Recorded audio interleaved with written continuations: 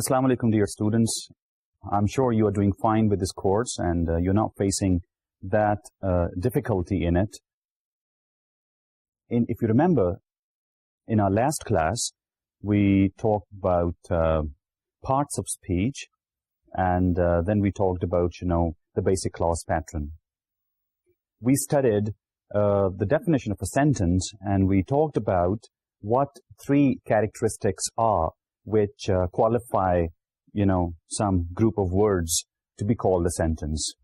And to refresh your memories, those three components or those three important elements, which when they come together and we call, that a sentence were, number one complete idea, number two, subject, and number three, predicate. Subject we also call, actor, and predicate action.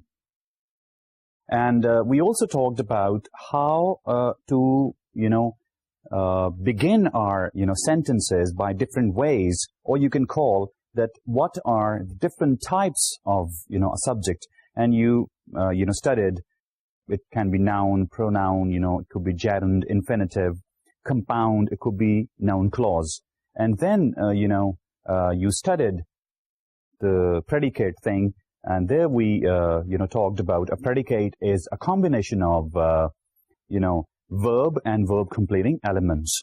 Of course, some verbs are complete in their nature. They don't need any more word, to convey full meanings. But there are, at the same time, certain verbs, which do need the help of some more words, to communicate full-fledged meanings. And the terminology we also discussed, that transitive verbs and intransitive verbs, And,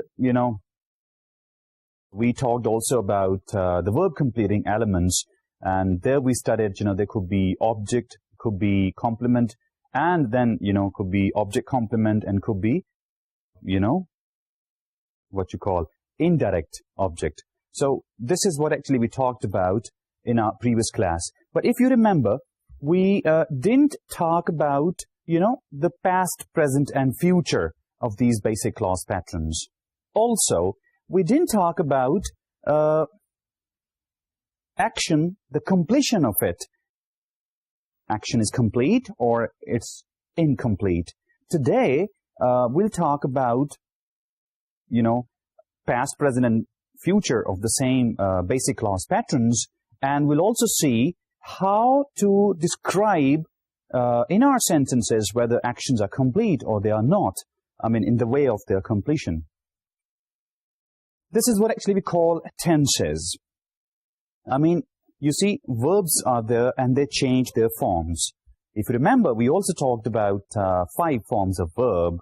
That the first was base form, let's say walk. Second was infinitive, to walk. Third was gerund, walking. Fourth was walked, past form of the verb. And third was walked again, because it's a regular verb, so past participle. Now, these 5 forms, why we are changing our verbs into forms? Why? Because we need to communicate, whether action, condition, or activity happened yesterday, today, or will happen tomorrow. This is what the role of, tenses is. Tenses, to now academically speak it, tenses convey or indicate 2 things. Number 1, please note down whether action, activity, or condition occurs in the past, present, or future. Number 1. Number 2, whether action, activity, or condition is complete or in the process of completion. Now, this is what actually the role of tenses to convey, through sentences. Probably you have read in your, previous classes, active constructions and passive constructions. And frankly speaking, this is what actually your lecture is today. We'll talk about active constructions and passive. Now, what is active and passive? See, in our last class, we talked about sentence is what? It's a combination of actor and action, these 2 things, actor as subject and action as predicate. Now, we say active constructions. We say passive constructions. Very simple thing.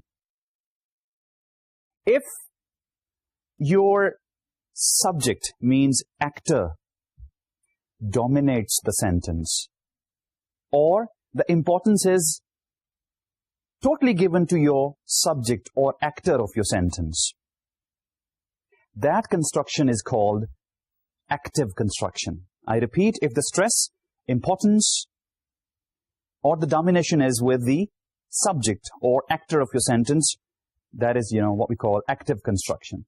If the stress is shifted onto action of your sentence or the predicate of your sentence, if you want to give more importance to predicate or action of your sentence, then what we do actually, we use passive constructions and we call passive structures. Don't forget this one. When we talk about active voice or passive voice, difference is same one. In active voice, we highlight actor. In passive voice, we highlight, action. Very simple definition I'm giving you, just to understand and just to clear the concept so that, very quickly we come down to a point. So when we talk about simple tense tenses, of course you remember there are 12, tenses. When we say the word tense, please keep in mind the same two things. Number one, past, present, and future. Number two, action is complete or not complete. This is what actually the aim of these, tenses is. So active and passive, of course, both, we'll talk today in this lecture. Now, coming down to, first of all, active constructions or active structures. We have, 12 tenses. And you have studied in your, previous classes, I believe. And you probably studied, one by one, with lots and lots of definitions, lots and lots of, explanations and illustrations, through examples and all. And then, read from 1 to 6 and going down to, 12th. But today, in just one go, I'll tell you, what are these 12 tenses? Well, very simply speaking, these 12 structures, 12 tenses, we can divide them into 2 columns. Now, half job is done. Divide these 12 into 2 columns. Okay, done. Why we are dividing these into 2 columns? What for? Very simple. Because 6, let's say column A and column B, 6 are A type, 6 are B type. What is A type? A type is if the action is complete. Okay?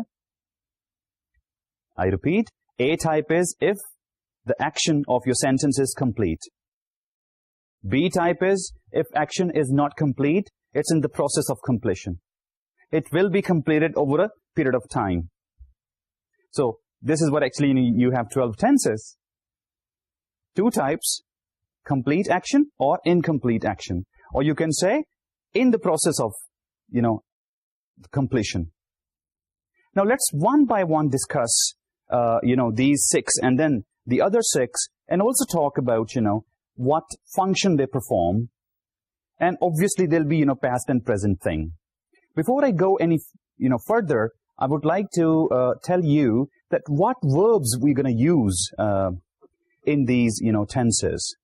Very simply, verbs will be, of course, the same, forms will be using present form, past form, and, past perfect form. But we'll be using more verbs, of course. If you remember, when we talked about, the definition of verb and the types of verbs, over there you studied there are 3 types of verbs. One is lexical verb, the main verb. If there are 2 or 3 verbs working together, actual verb. For example, if I say he's swimming, now is and swim, both are verbs. Swimming is the lexical verb. Is not. Is a verb, but it's a different one. We call is as auxiliary verb. We call swimming as lexical verb. So, of course, we'll be using lexical verbs also in describing the past, present, and future, and in describing the verb completion. Number 1. Number 2, we'll be using auxiliary verbs. What are auxiliary verbs? Well, of course, the same is, am, are as present form of the verb, was and were as past form of the verb. Then you will be using, of course, has and have, had also, do and does and did also. So these auxiliary, verbs will be using. And finally, we'll be using modals also. Which model? Not all of them, only two. Which one? Will and shall for future. Clear? All right. Now, let's come down to our 6 and 6. A, I said complete verb. B, I said incomplete action, I mean to say, in the process of, completion. Now, let's talk about A. And I'll be using, one, let's say, one action, and I'll play the same action, onto all these 12 are active, constructions. Let's say baking cakes, is a key, sentence to be applied onto all.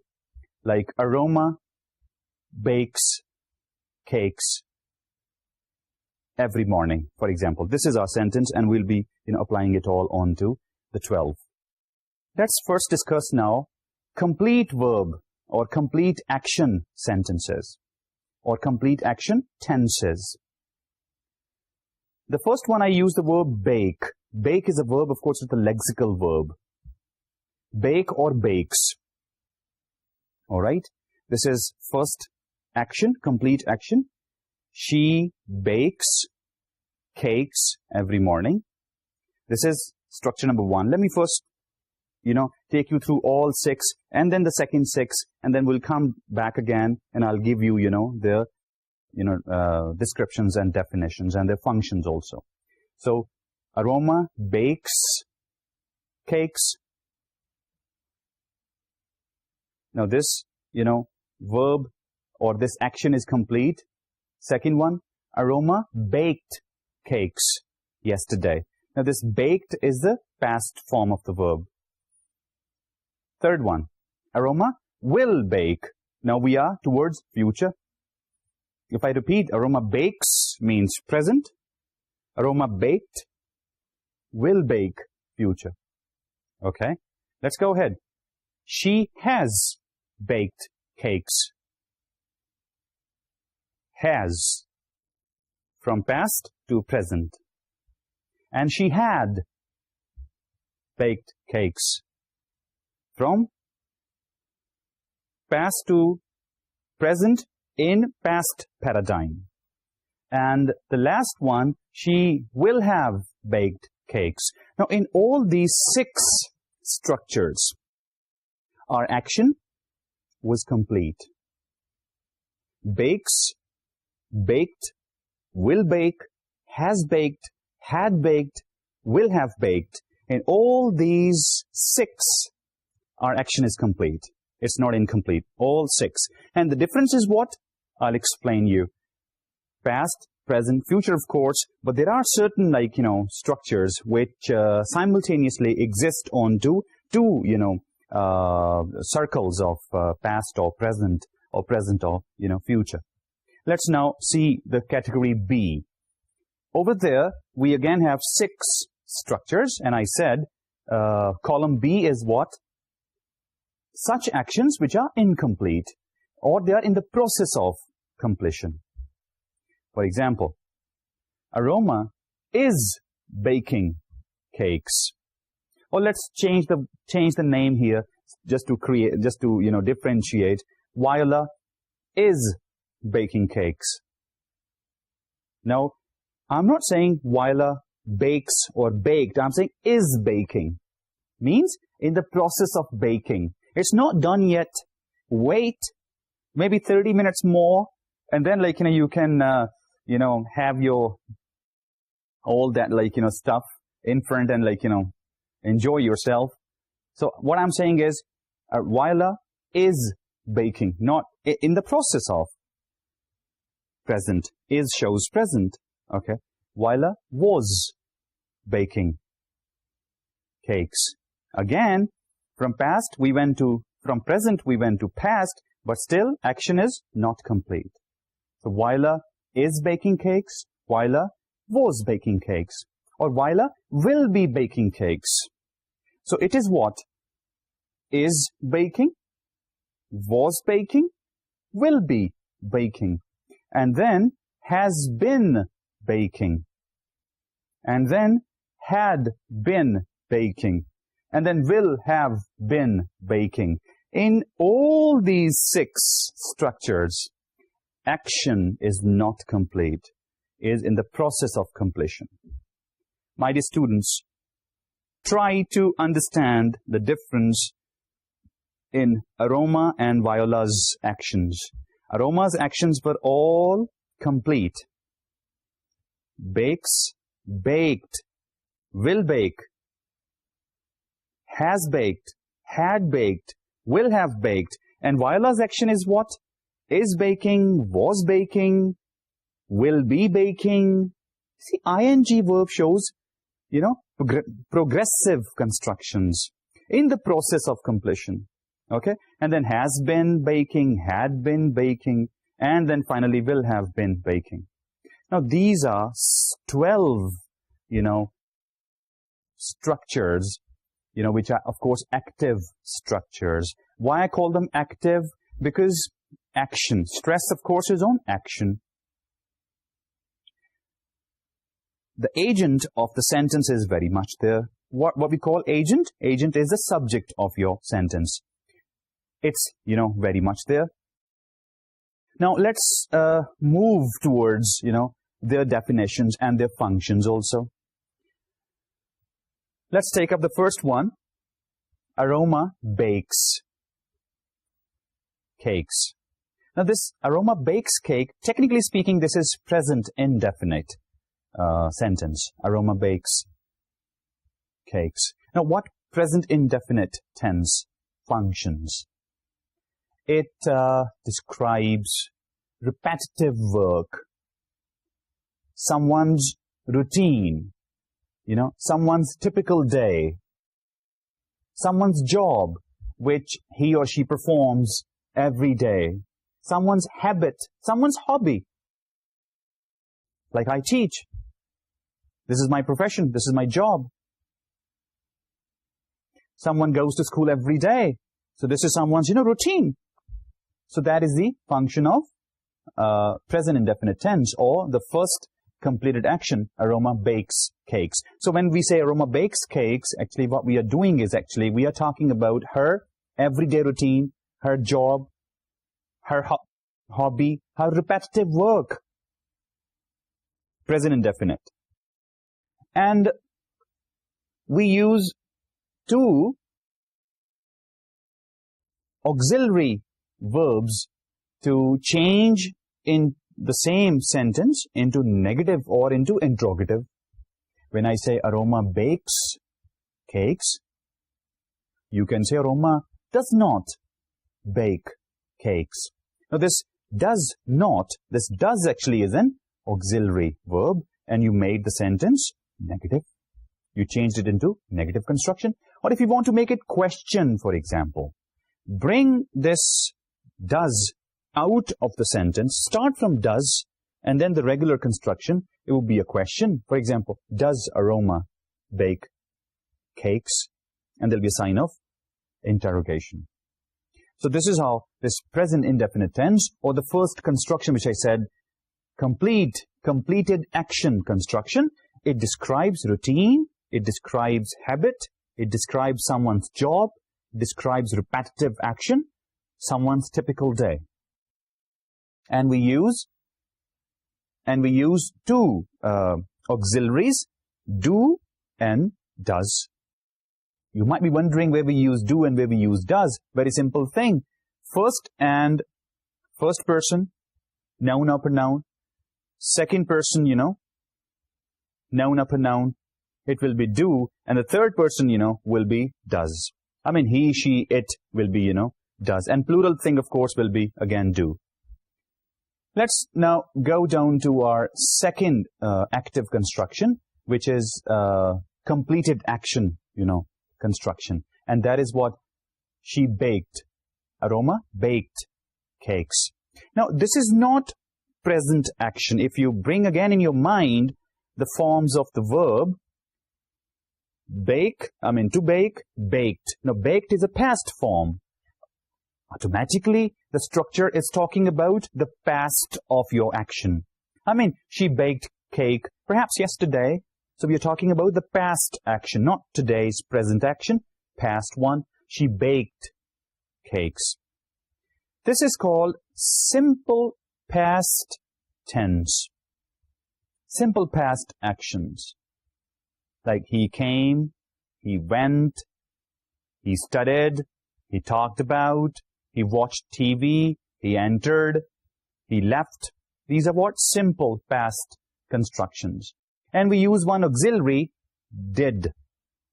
Like in present indefinite, bakes cakes, we use two auxiliary verbs, do and does. Here we use one auxiliary verb to change it into negative or interrogative, and that is did.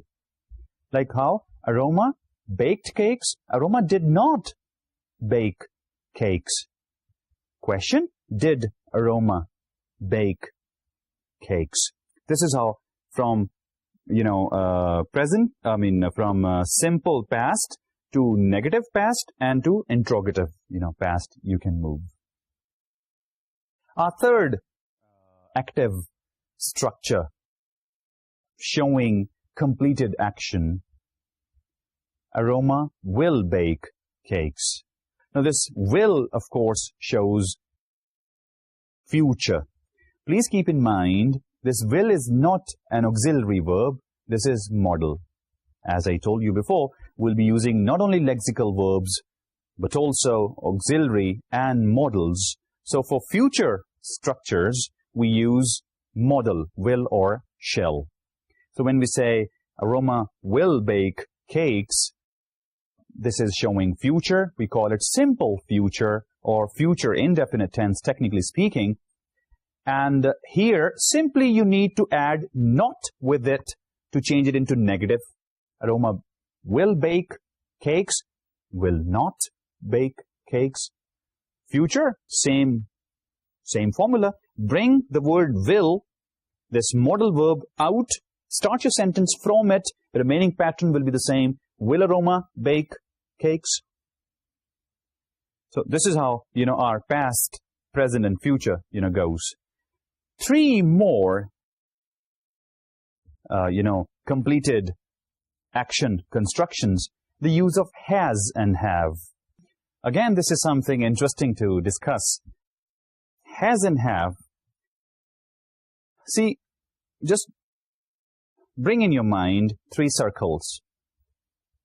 Circle of past, circle of present, and circle of future. This has and have does not exist in one particular circle. Rather, it simultaneously exists in two circles. When we say has and have, technically speaking, this is present perfect tense, and we call it, functionally speaking, we call it present finished action. I repeat, present finished action. Now, what happens actually? Action starts in the past, ends in present. So, an action which simultaneously exists on or in two circles. Something is starting in the past. Let's say it takes 30 minutes to bake something, okay? So what happens actually? You set your clock to 30, 9:30 you start, and 10 you finish. When you started, 10 was future with respect to 9:30. Am I right? So when you step at 10, the 9:30 was past. So this thing, you have to keep in mind that has and have, why we call it present finished? Because it starts in the past and ends in present. And that's what we call, present perfect or present finished action. Now, has and have, again, is an auxiliary verb. So auxiliary verb plus lexical verb together, describing finished action, of course. Which one? Present finished action. The perfect thing. And very simple, since you're already using auxiliary thing with it, so add not, has not, or have not to convey negative meanings. bring has and have out to convey interrogative meanings. For example, Aroma has baked cakes, hasn't baked cakes, has Aroma baked cakes. So this way, from simple to negative and from negative to, interrogative, you can move. Our fifth, structure, which is again completed action structure, active construction, that is the use of had, and we call past perfect, tense. This is something to be understood by applying not just one context, rather more than one context. You have seen so far that present indefinite bakes, past baked, future will bake, okay? And very, very independent, standalone, type of structures, or has baked, also independent, standalone, structures. Meanings also, very easily, just, keeping yourself within the same context, and you can understand. But had is something you understand the meanings by applying another, context. For example, if I give you a sentence, the same, Aroma had baked cakes. Now, if I add one more, clause with it, then the meanings will be rather very clear. Aroma had baked cakes when the visitors came. Aroma had baked cakes before the visitors came. Take it this way. Aroma had baked cakes before the visitors came. Now, when you apply two contexts, of course they are relevant contexts actually, meanings are rather more concrete. Okay, now what happens? What's the use of had actually? This is past perfect. It's a past perfect. It means go back to past. With has and have, I said, it's present finished action. Means something starts in the past, ends in present. Had is really a unique, construction. We use the word paradigm. Means an action which starts in the past of past, ends in the present of past. Is it confusing? I believe yes. When I say Aroma had baked cakes before the guests came, so see, the both actions, when Aroma finished her cake baking, there were no guests. The moment she finished, bell rang, she opened the door, guests were there. When Aroma finished baking cakes, that was, her present, and guests coming was future, because, when the action completed, then, the bell rang and they came, okay? Let's say 9 o'clock she finished, and 9:15 guests came. So with respect to 9:15 is the future, of course. All right. So take the same, situation and fix it in the past circle. Now, and put yourself now in and see the past and then the present. I mean, she finished baking cakes and then the guests came. This is what actually we call past of past and present of past. I mean, these tenses in the past circle, in the past paradigm. This is we call actually past perfect sentences. Aroma had baked cakes. And of course, you use the word not with to convey negative meanings and bring had out to convey interrogative meanings. The last structure, active structure, which shows completed action, we call it will have baked cakes. Now, will have baked cakes is what? This future perfect, tense. And this is something we call that when I say will have baked cakes, It's something we call, functionally speaking, this is something prediction. Will have baked cakes. Something prediction. The world will have changed by 2050. Now, this is something prediction. I mean, even this is not a logical conclusion, because there is not something happening around me based on which I can conclude. It's just my prediction. The world will have changed by 2050. Maybe not. Maybe the same pattern continues, you know. Maybe the same realities will be the same realities of 2050. Or maybe what I'm saying, you know, comes true in future. So this is sort of prediction. Will have changed. Will have baked. Again, it's a negative construction. Add not between will and have. Will not have baked. Or bring the will out. Will Aroma have baked cakes? You can add time factor also with it to give the realization of, you know, prediction thing. Like by 2010 or 2015 or by tomorrow or by 10 o'clock or something like it. Now, my dear students, you have seen 6 structures which all show action completed. But things are either in past or present or future. Or there are some which, you know, exist in 2, you know, let's say, circles, past circle and present circle. Example, has and have. Now, let's move towards those structures, which are also active structures, but action is not complete, rather, process of completion. Maybe if it's not complete now, will be complete in 5 more minutes, but still, it's in the transition. Action is still on. Wait. Its completion. For example, when I say Viola is baking cakes, action is not complete. She is still baking cakes. She is still in the process of doing it. Now, what is am, are? I've told you before. These are auxiliary verbs. Viola is baking cakes. To make its negative, apply, you know, not with it. Or bring is, am, are out of the sentence, put sign of question at the end of the sentence, and it becomes interrogative, like Viola is baking cakes.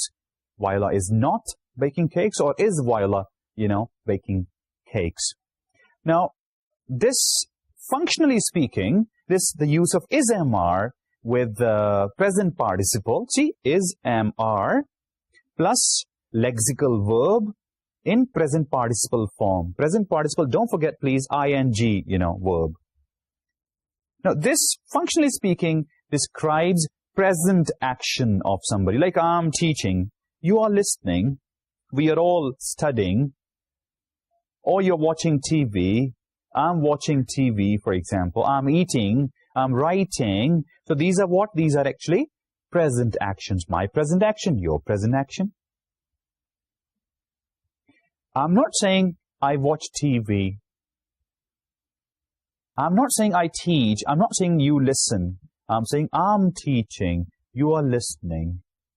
So this is present action. Still we are in the process of doing it. Come down to the second one. Is, am, are is present. Now move towards the past. Was and were. Viola was baking cakes.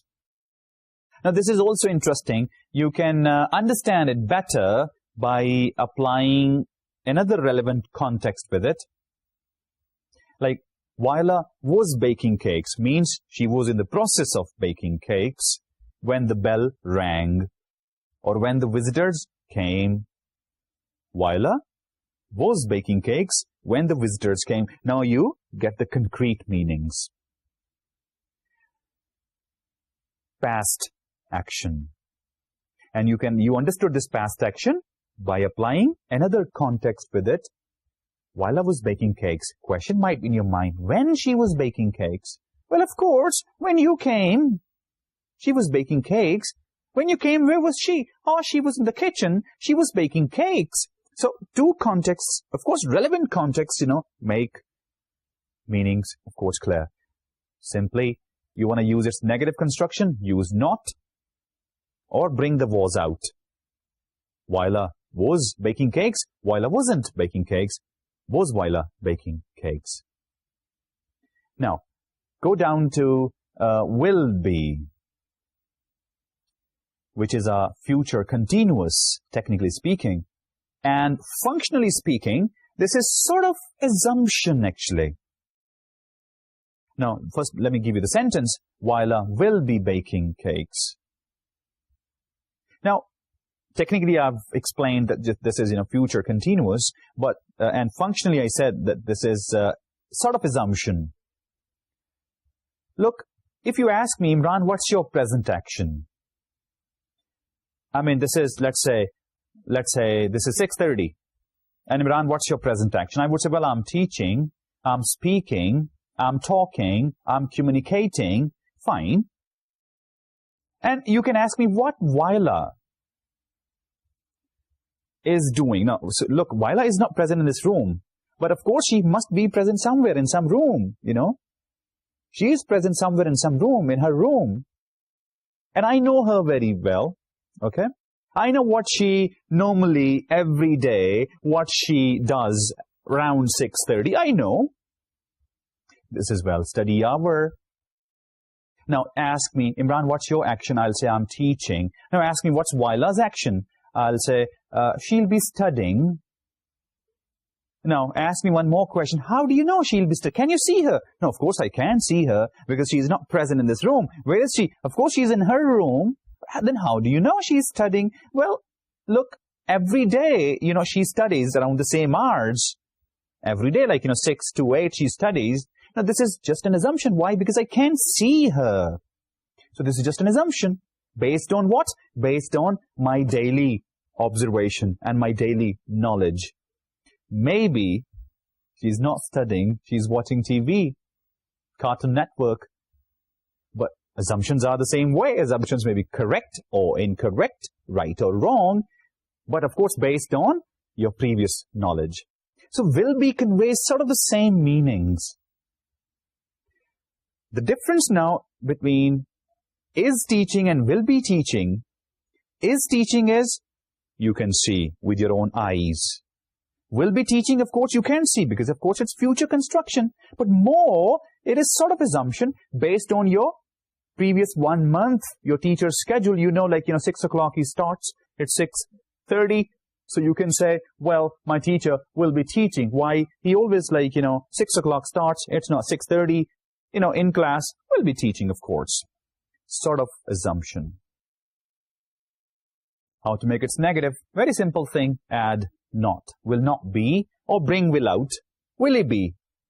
Will he be baking cakes tomorrow? Will he be baking cakes tomorrow? Another functional meanings are, of course, we use, someone's routine, someone's scheduled routine, for future, for example. Like, will you be coming tomorrow? Like, I'm asking someone's schedule tomorrow, someone's tomorrow's plan, for example. I'm saying, will you come tomorrow? That's also possible. Will you come tomorrow? Or, will you be coming tomorrow? Will you be coming tomorrow? Sort of, little less formal way of asking, will you be coming tomorrow? More of personal, I would say. So, this is how this future continuous. But whatever it is, action is not complete. It's in the process of completion. Let's go down to another 3 very interesting, constructions where actions are, of course, not complete in the process of completion. And these are a little tricky also. The ones I'm going to talk about. For example, Waila has been baking cakes since morning. The use of since and for. Always scares everybody, you and me both. So, Waila has been baking cakes since morning. Now, this has been is very, very interesting construction. Again, bring in your mind 3 circles. Past, present, and future. When I say, Waila Waila has been,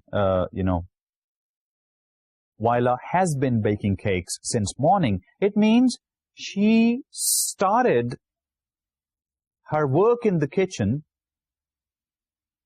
in the morning, she is still busy. So past circle, she is still busy. Present circle, and you don't know when she'll finish her work. So it means she'll work a little more time in kitchen, baking cakes. So it means action will even move to future also. When I say you and me, you and I have been working since morning. So it means when I say you and me have been working since morning, it means what? It means this, that, morning we started, still we are working, we'll work a little more. Please keep in mind, dear students, when comes has been and have been, it means all the three circles, past, present, and future, they come in action. Action starts in the past, comes to present, and you don't know when it will finish, will of course go to future. You have been studying since morning, past, present, and future. And since comes when the time is definite, and for comes, when time is not definite. Time is known since, if it's not, for. For example, Sunday, is since, and 2-3 days will be for. Jan will be since, months will be for. 1920 will be since, and years will be for. 1 or 2 years will be for. Some specific. So it's specific and not specific since and for thing. Same way, use not to make negative meanings. Bring has out to convey, interrogative meanings. Hasn't been working. Has he been working? This is how we'll be, making its interrogative and negative constructions. And comes again, had thing, she had been, Wyla had been baking cakes for 2 hours. Now, this is again the same thing. See, I'm talking about present, past, present, and future. When comes had, the same 3 circles will go in past. What? The past of past, the present of past, the future of past. How we'll understand? By applying another context. So, negative will be had not, and, future, interrogative will be bring had out. And the last one will have been, baking cakes. Wyla will have been. Now, just see it. Will have been. As I said, past of past, present of past, future of past, exactly the same way. Past of future, present of future, future of future. What does it mean? For example, you've been studying abroad,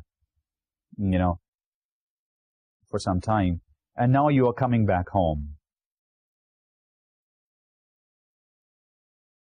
You are sitting in, plane, and a person sitting next to you, you are talking about that, it's been now 2 or 3 years, haven't seen your mother, father, and today, see, you are coming back to see them, you see. And you are talking about the love of your mom and all, and you are saying, see, what you want to actually tell him is that your mother will have been working in kitchen since morning. Now, excuse me, you are traveling, you are here, okay, and let's say it's again 2 o'clock, okay, by your watch, and you'll reach your home, let's say 6, or 2 and 6. 6, of course, makes the sentence future. And you are saying, she will have been working in kitchen since morning. Now, what don't you think when I say since and for shows past, present, and future, 3 circles, your tense is future, so it means she started working, the past of her future, she started working morning, okay, and this is now not morning actually, this is 2 o'clock, all right, and the same 3 circles of future you're talking about, she will have been working since morning in kitchen, making things for me, okay? Now, this sort of construction shows what? Again, don't you think this is sort of an assumption? You can't see her, you know. She's not in front of you. She's not there present, you know. Or you are not there present in the kitchen, where you could see, like, you know, she's been working since morning. So she will have been working, you know, since morning. So this is sort of an assumption, actually, you're making about your mother. Maybe she not, maybe she yes. So this is how, you know, you describe incomplete actions, you know, which are in the process of completion. To recapitulate fast for you, our tenses are, of course, two types. 6A, 6B, A, which show complete actions, B, which show incomplete actions. The negative making, interrogative making is same. Put not or bring, you know, your auxiliary verb or modal out of the sentence, and interrogative will be there. Completed action, bakes, baked, will bake, has baked, had baked, will have baked. And incomplete actions or actions in the process of completion is baking, was baking, will be baking, has been baking, had been baking, will have been baking. Now, these are your 12 tenses. They describe habits, routines, they describe present actions, they describe past actions, they describe future actions, they describe actions which start in the past and end in present, or they describe, you know, actions which started in the past of past and ending in the present of past, and actions starting in the past of future, ending in the future of future. So this is how, you know, all these 12, you know, tenses we use to add two things, of course, past, present, and future, plus the completion of action to our 5 basic clause patterns. As I told you before, clauses are 5. They are kernels only. We say kernel of a sentence means subject and predicate of a sentence. Today, we have covered, you know, types of, you know, tenses, the definitions, the, you know, structures, what different types of verbs we use, and how we make the negatives and interrogatives. This was all about active, you know, structures. Now let's move towards passive structures. I've already explained you at the start of this lecture that when we say active and passive, active means agent of the sentence is active. Agent, of course, is the subject of your sentence. And passive means, you know, agent is not active, he's passive. When agent is passive, it means then action, you know, enjoys the stress, and that becomes, you know, passive construction. Very simply speaking, if importance you want to give to actor, active sentences you construct. If importance you want to, you know, give to action, for example, then passive constructions, you know, you will make. How passive? Of course, actor then will sleep. Simple thing. Why we use passives? Well, principally speaking, go for active most of the time. Avoid passives. Why? Actor has to be very much there in your sentence. And of course, when actor is there, of course, his action automatically is there. Passives, you know, at times becomes our need. For example, when actor is simply not important. For example, your room and the paint work going on. Usually we say the room is being painted.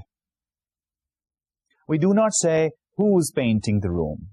Yes, you'll definitely say if you or your daddy or your mummy or me or my daughter, you know, we paint the room, then of course it will become a news, of course. Then active sentence will go, of course, that Imran is painting his room, or Aroma is, painting her room, or Hassan is painting, Hassan's dad is painting. So here, though it should go passive, but, what happens? We are making or giving, preference to active constructions.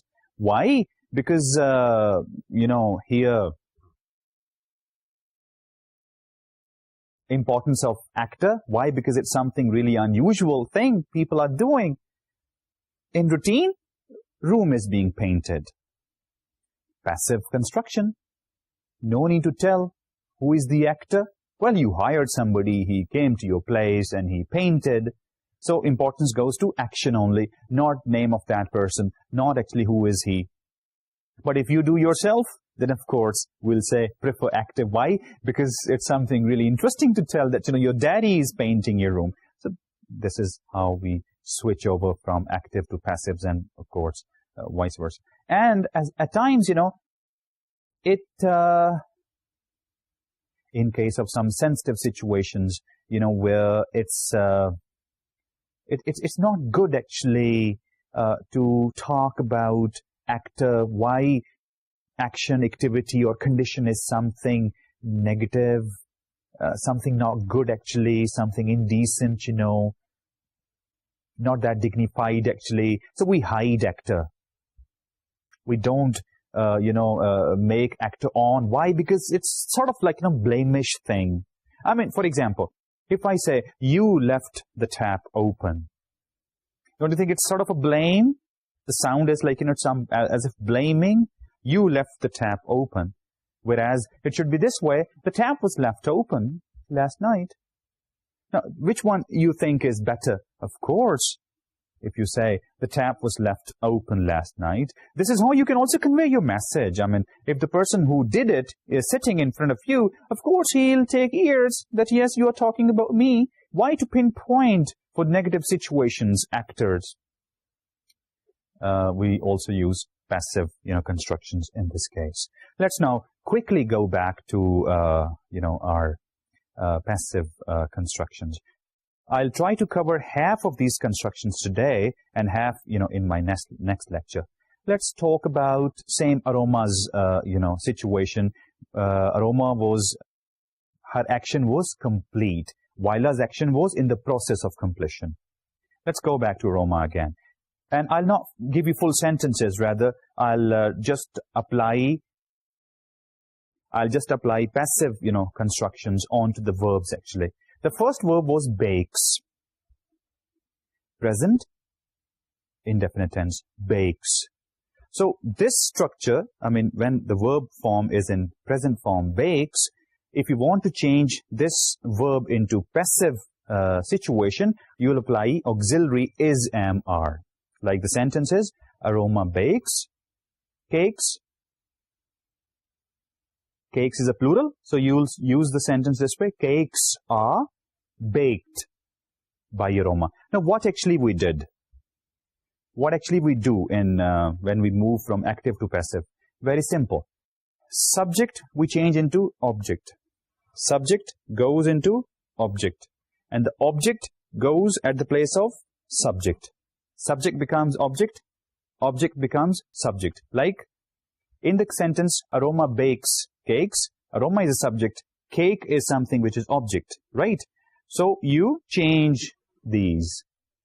Cakes become subject. Aroma becomes, object as agent. So cakes are baked. Cakes are baked. Stress is on. Importance is to action. Who? Now then you can say by Aroma. And in passive we always use past form of the verb. And then if we want to show agent, we apply by and then the agent's name. Aroma bakes cakes. Cakes become subject. Cakes plural. So plural auxiliary are. Cakes are. Use third, or past participle form of the verb, baked. And if you want to show who, then by aroma. Cakes are baked by aroma. That is the formula, we use to change active structures into passive. In my next class, I'll start from the same point. Why I, mentioned this passive constructions right after active, so that, by my next lecture, you should be able, to go through these through your notes, so that, when you come next time in my class, you could, in a better position to understand our passive, structures. I hope you enjoyed today's session, and with lots of more learning, we'll meet, again in the next class. Till then, take care of yourself. Bye-bye.